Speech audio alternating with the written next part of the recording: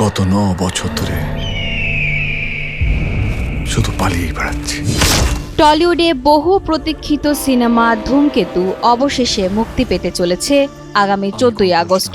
এই সিনেমার প্রতি দর্শকদের আগ্রহ যেমন প্রবল, ঠিক ততটাই কৌতূহল রয়েছে এই সিনেমার জুটি দেব ও শুভশ্রীর সম্পর্কের রসায়ন নিয়ে। পরিচালক রাজের সঙ্গে ঘর বাঁধলেও একসময় টালি পাড়ায় দেব শুভশ্রী ছিলেন চর্চিত জুটি। রূপালী পর্দাতেই শুধু নয়, বাস্তব জীবনেও তাদের সম্পর্ক ছিল আলোচনার কেন্দ্রে। তবে সময়ের স্রোতে বদলে গেছে অনেক কিছু। আলাদা হয়েছে পথ, বদলে গেছে সম্পর্কের সমীকরণ।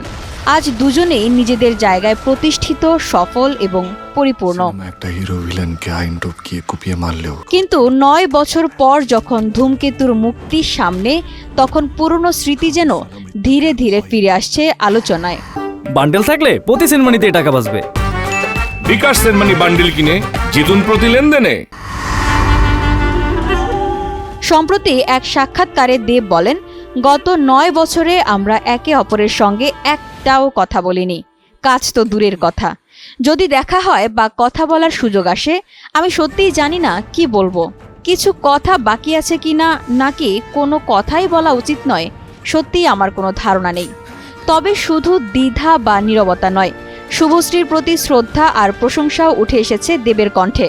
তিনি বলেন, শুভশ্রী যেভাবে নিজের পরিবারকে সামলে কাজ করছে সেটা সত্যিই প্রশংসার যোগ্য। নিজেকে ধরে রাখা এই ইন্ডাস্ট্রিতে সহজ নয়, এটা করতে অনেক পরিশ্রম আর ডেডিকেশন লাগে। সাক্ষাৎকারের এক পর্যায়ে দেব আরও বলেন, এই ফিল্ম ইন্ডাস্ট্রিতে ভালো থাকা খুব দরকার। খারাপ থাকা সহজ, কিন্তু ভালো থাকা নয়। আমার কাছে ওর জন্য কিছু নেই যা আমি দিতে পারি, ওর কাছেও কিছু নেই যা আমি নিতে চাই, কিন্তু যেটা দেওয়া যায় সেটা হলো ভালোবাসা আর আশীর্বাদ।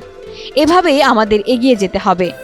দর্শকরা এখন শুধু সিনেমা নয়, অপেক্ষা করছেন সেই বহু বছরের ব্যবধান ঘোচানোর এক আন্তরিক মুহূর্তের, যেখানে হয়তো মিলবে মুখোমুখি দেখা অথবা কিছু না বলা কথার উত্তর। শামিমা বৃষ্টি, NTV অনলাইন।